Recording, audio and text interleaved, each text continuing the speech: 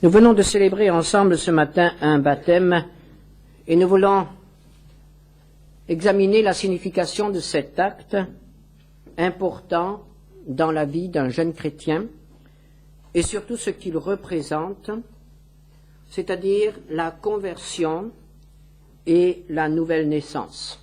Je précise bien, Hamid ne s'est pas converti ce matin. Ce matin, il n'a non plus fait l'expérience de la nouvelle naissance. Tout cela est déjà derrière lui. Il a rendu témoignage qu'il a passé par la conversion et qu'il a fait l'expérience de la nouvelle naissance. Mais qu'est-ce qu'une conversion? Est-ce que se convertir, c'est changer de religion? On pourrait le penser. Il était musulman, il est devenu chrétien. Non, se convertir, c'est autre chose. Dieu n'a que faire des religions. Ce qu'il veut, c'est une relation personnelle avec lui. Et si Hamid avait tout simplement décidé de devenir chrétien, de se joindre à une église comme la nôtre, sans être converti, sans avoir une relation vivante avec Dieu, ce changement de religion ne lui serait d'aucun profit. On peut changer de religion comme on change de parti politique, comme on change d'appartenance à une association quelconque. Cela a évidemment des conséquences dans la vie de tous les jours, mais cela n'a aucun effet pour l'éternité. Ce n'est pas la religion qui sauve, c'est la rencontre avec le Christ vivant. Changer de religion n'est rien. Rencontrer Christ, c'est tout. Et c'est pourquoi même les membres d'une église évangélique, s'ils n'ont pas rencontré Christ, s'ils ne sont pas convertis, ils sont autant perdus que tous ceux qui n'ont jamais entendu l'évangile quelque part au fin fond de l'Afrique ou de l'Amazonie. La conversion, c'est quelque chose de profond, c'est quelque chose qui bouleverse vraiment un homme. L'apôtre Paul l'explique ainsi dans l'Épître aux Romains au chapitre 6. Romains, chapitre 6. Que dirons-nous donc? Demeurerions-nous dans le péché afin que la grâce abonde? Loin de là. Nous qui sommes morts au péché, comment vivrions-nous encore dans le péché? Ignorez-vous que nous tous qui avons été baptisés en Jésus-Christ, c'est en sa mort que nous avons été baptisés? Nous avons donc été ensevelis avec lui par le baptême en sa mort, afin que, comme Christ est ressuscité des morts par la gloire du Père, de même nous aussi nous marchions en nouveauté de vie. En effet, si nous sommes devenus une même plante avec lui par la conformité à sa mort, nous le serons aussi par la conformité à sa résurrection, sachant que notre vieil homme a été crucifié avec lui, afin que le corps du péché fût détruit, pour que nous ne soyons plus esclaves du péché, car celui qui est mort est libre du péché.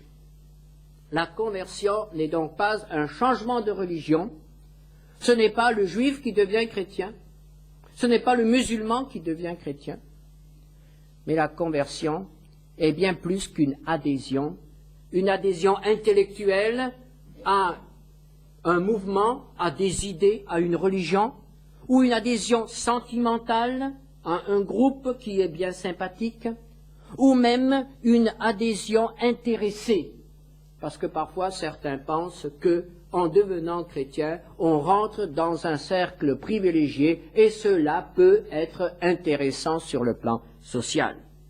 Cela se passe dans certaines terres missionnaires, où on pense que l'on recevra de l'argent, que l'on recevra des vêtements si l'on devient chrétien. Se convertir, ce n'est pas non plus accepter d'une manière intellectuelle l'enseignement de Christ, ou de le prendre comme modèle de vie, mais c'est rencontrer une personne, la personne de Jésus-Christ. Il ne s'agit pas de se ranger derrière lui comme on se range derrière un chef politique, religieux, ou derrière un prophète. Jésus n'a pas été fondateur de religion. Jésus est le Fils de Dieu, le Sauveur, qui est venu afin de sauver ceux qui sont perdus. Il est le Fils de Dieu. c'est une rencontre avec le Fils de Dieu. Et pas seulement une rencontre comme nous pouvons nous rencontrer, comme nous allons nous rencontrer peut-être tout à l'heure pour échanger une poignée de main et quelques nouvelles. Rencontrer Jésus-Christ, c'est bien plus. C'est l'accepter. L'accepter au point qu'il entre dans notre vie, qu'il fasse partie de nous-mêmes, que nous entrions en lui, que nous fassions partie de lui-même. C'est une véritable identification avec la personne de Jésus-Christ. Une identification qui nous amène à nous soumettre à ses lois, à sa volonté, aux directives que nous donne le Saint-Esprit. La génération qui a vu la naissance de l'Église ne s'est pas trompée lorsqu'elle a donné aux disciples de Jésus le surnom de chrétiens. Qu'est-ce qu'un chrétien? C'était les hommes de Christ. Les hommes de Christ. Ceux qui étaient à Christ. Et c'est vrai. Chrétien est l'homme de Christ. C'est celui qui est devenu un avec Christ, qui vit Christ dans sa vie de tous les jours, dans tous les domaines de sa vie. Vivre Christ, être avec Christ, s'identifier avec Christ. Et cela commence par une expérience qui coûte, une expérience douloureuse. L'apôtre Paul dit « Ignorez-vous que nous tous qui avons été baptisés en Jésus-Christ, c'est en sa mort que nous avons été baptisés. » Nous l'avons signifié tout à l'heure. Amide a été plongé.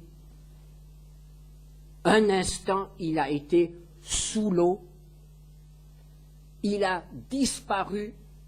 Il a été dans un élément hostile dans lequel on ne peut pas vivre. Si je ne l'avais pas sorti de là, il serait mort.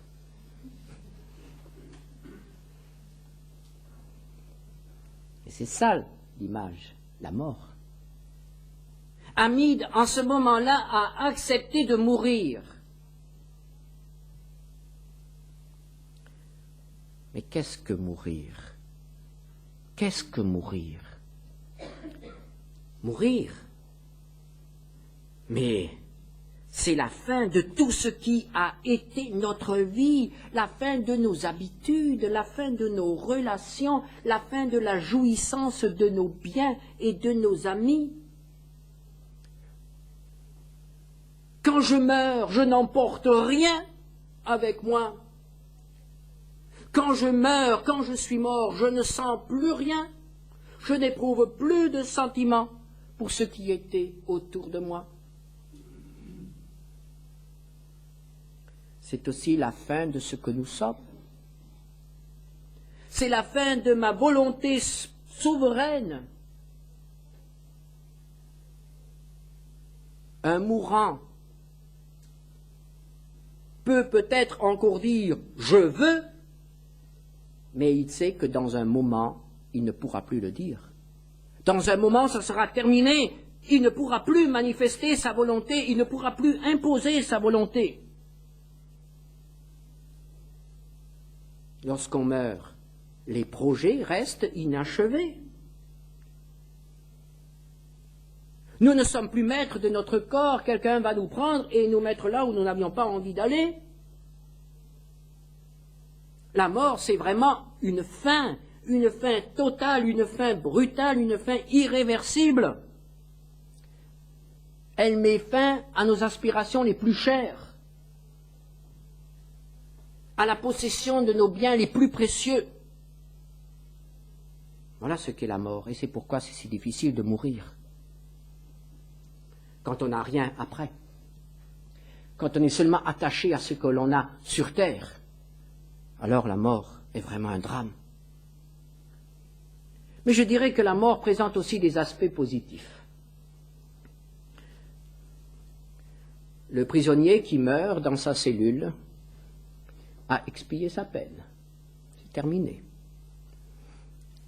L'homme qui est couvert de dettes n'aura pas à les payer.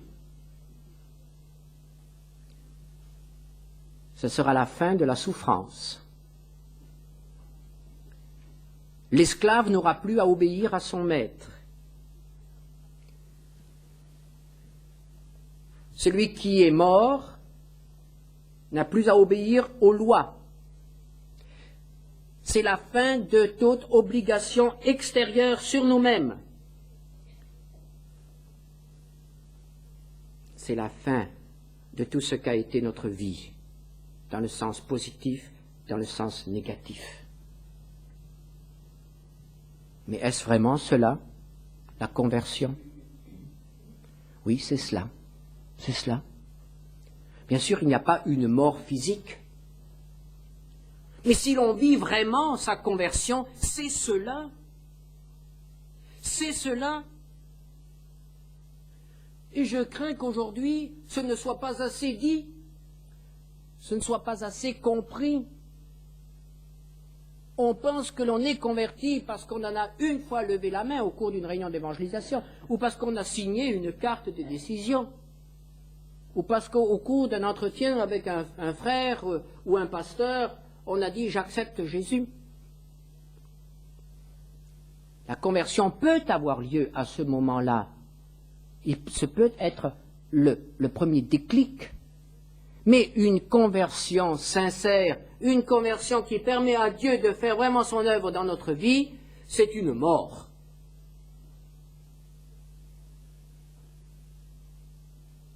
Et quelqu'un qui vit une véritable conversion, je vous assure que c'est une agonie. Je ne sais pas s'il y en a beaucoup parmi nous qui pourraient se lever ce matin et qui, ayant vécu une véritable conversion, peuvent dire que tout s'est passé dans la joie et dans l'exaltation. Oh non. Au moment de notre conversion, nous avons compris que ça allait nous coûter très cher. Même si on ne nous l'a pas dit. Nous l'avons compris. Ça allait nous coûter très cher. La conversion, c'est une mort. C'est une rupture totale avec tout ce qu'a été le passé. Une rupture irréversible.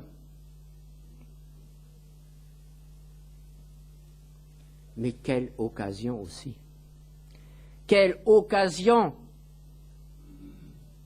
pour mettre fin à tout ce qui est humiliation, à tout ce qui est infirmité, à tout ce qui est chaîne dans notre vie avant la conversion.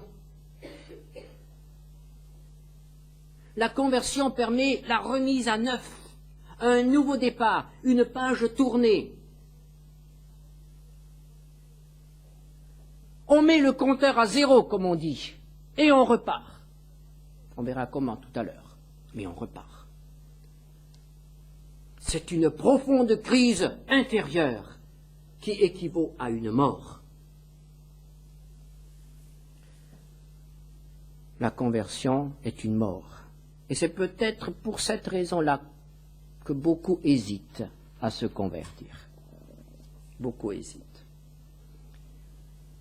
On aimerait bien accepter le Seigneur comme notre Sauveur. On a besoin de quelqu'un qui nous bénit et qui répond à nos prières, qui nous sort de nos embarras, qui nous relève de nos chutes et qui nous guérit de nos maladies. Oh, on a même besoin de quelqu'un qui nous assure qu'après la mort, il y aura une place là-haut pour nous. Tout cela, on le veut.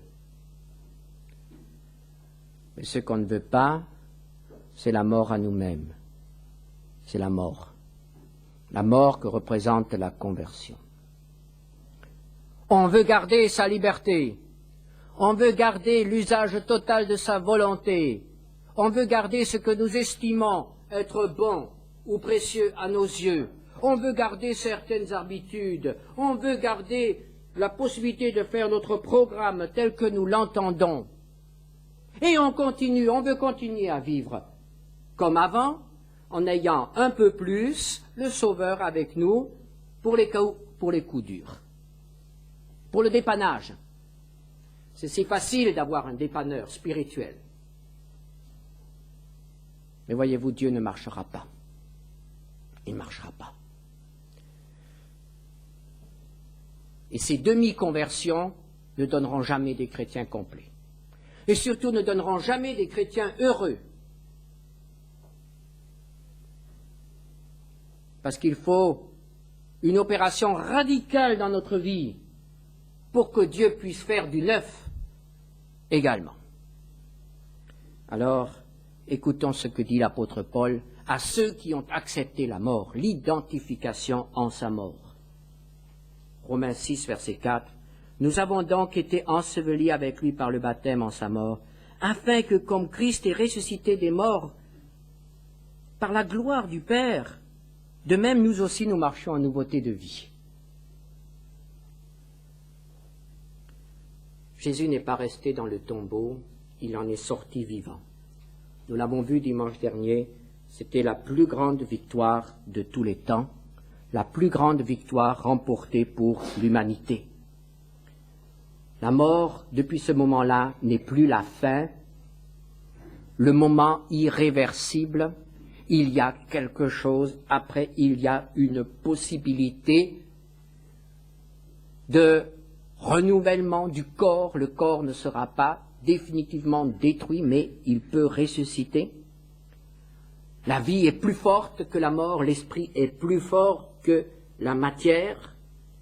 Jésus est sorti différent du tombeau. Il n'est plus soumis aux lois de la matière, de l'espace et du temps. Il a été glorifié, il est auprès du Père. Jésus ne mourra plus.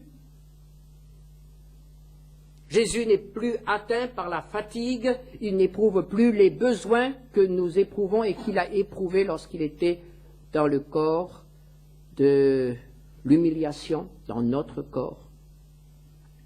Jésus ne sera jamais malade et il ne vieillira plus, il ne mourra plus.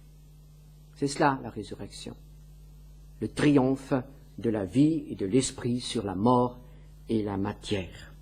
Et voici que l'apôtre Paul nous dit, mais si nous avons accepté la mort, nous aurons aussi part à sa résurrection, c'est-à-dire que nous aussi, nous aurons un jour un corps nouveau, si nous avons accepté d'être identifiés à la mort. Versets 8 et 9. Or, si nous sommes morts avec Christ, nous croyons que nous vivrons aussi avec lui. Sachant que Christ ressuscité des morts ne meurt plus, la mort n'a plus de pouvoir sur lui. Un jour, nous serons comme lui, si nous avons accepté, maintenant, pendant notre vie, de mourir avec lui. Mais en attendant, la route est longue. Entre le moment de la conversion et le moment où nous sommes avec lui, la route est longue, surtout lorsqu'on se convertit jeune. Et que d'embûches, que de difficultés, que de faiblesses, que de chutes aussi, que d'humiliations, que de limites dans la vie de tous les jours, dans le témoignage que nous essayons d'apporter au Seigneur, dans notre faiblesse. Est-ce que le Seigneur, après nous avoir accueillis et nous avoir dit « Bon, je t'attends là-haut, au bout de la course », n'a plus rien à faire pendant toute la durée de la course? Est-ce qu'il va nous laisser seuls sur la piste, nous attendant à l'arrivée, c'est tout? Non. Et le message de l'apôtre Paul dans l'épître aux Corinthiens, c'est que justement, ce que Christ a à nous offrir, c'est quelque chose pour tous les jours. Romains 6, versets 10 à 14, car il est mort, et c'est pour le péché qu'il est mort une fois pour toutes. Il est revenu à la vie, et c'est pour Dieu qu'il vit. Ainsi, vous-même, regardez-vous comme mort au péché et comme vivant pour Dieu en Jésus-Christ. Que le péché ne règne donc point dans votre corps mortel, et n'obéissez pas à ses convoitises. Ne livrez pas vos membres au péché comme des instruments d'iniquité, mais donnez-vous vous-même à Dieu comme étant vivants de mort que vous étiez. Et offrez à Dieu vos membres comme des instruments de justice, car le péché n'aura point de pouvoir sur vous, puisque vous êtes non sous la loi, mais sous la grâce. la puissance de la résurrection, la puissance qui a transformé Jésus, le corps de Jésus, est maintenant à notre disposition pour nous aider à vivre une vie de tous les jours. Une vie où l'Esprit nous aidera à remporter la victoire sur la matière, où la puissance de Christ sera là dans les moments de notre faiblesse. La puissance de la résurrection de Jésus va maintenant s'investir dans tous les problèmes de la vie quotidienne. Verset 19. Je parle à la manière des hommes à cause de la faiblesse de votre chair. De même donc que vous avez livré vos membres comme esclaves à l'impureté et à l'iniquité, pour arriver à l'iniquité, ainsi maintenant livrez vos membres comme esclaves à la justice, pour arriver à la sainteté. C'est un don de tous les domaines de notre vie. Si nous avons accepté la mort dans tous les domaines de notre vie, à ce moment-là, nous pouvons faire l'expérience de la résurrection dans les mêmes domaines. Là où il y a eu la rupture, il peut y avoir la résurrection et un nouveau départ. Nos problèmes dans la vie chrétienne, c'est que nous voulons vivre une vie nouvelle en restant sur de mauvaises bases, en gardant l'ancien. Il n'y aura vie nouvelle que là où la mort a pu faire son effet. Mais là où elle a pu faire son effet, là, il y a vraiment possibilité de vivre la vie spirituelle avec intensité et victoire. Et cela va se traduire par un comportement totalement différent. L'apôtre Paul en parle dans Éphésiens 4, verset 20. Mais vous, ce n'est pas ainsi que vous avez appris Christ. Si du moins vous l'avez entendu et si conformément à la vérité qui est en Jésus, c'est en lui que vous avez été instruits à vous dépouiller en égard à votre vie passée du vieil homme qui se corrompt par les convoitises trompeuses, à être renouvelé dans l'esprit de votre intelligence et à revêtir l'homme nouveau, créé selon Dieu dans une justice et une sainteté que produit la vérité.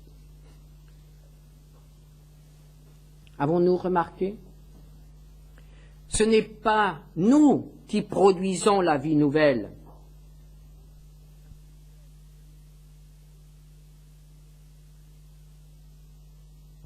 S'améliorer. Elle doit mourir. Mais c'est une vie nouvelle qui nous a été donnée au moment où nous avons rencontré Christ et qui ne demande qu'à se développer dans la sainteté, dit l'apôtre Paul, c'est-à-dire d'une manière agréable à Dieu. Dans la vérité, ajoute-t-il, c'est-à-dire d'une manière conforme à l'enseignement des Écritures. Et quel sera alors le résultat? Le résultat d'une vie vécue dans la puissance de la résurrection. Un changement de notre manière de faire. Verset 25 du chapitre 4 des Éphésiens. C'est pourquoi renoncez aux mensonges, et que chacun de vous parle selon la vérité à son prochain, car nous sommes membres les uns des autres. Et Paul continue avec des conseils qui touchent notre vie de tous les jours. Si vous vous mettez en colère, ne péchez point, que le soleil ne se couche pas sur votre colère, ne donnez pas accès au diable, que celui qui dérobait ne dérobe plus, mais plutôt qu'il travaille en faisant de ses mains ce qui est bien pour avoir de quoi donner à celui qui est dans le besoin.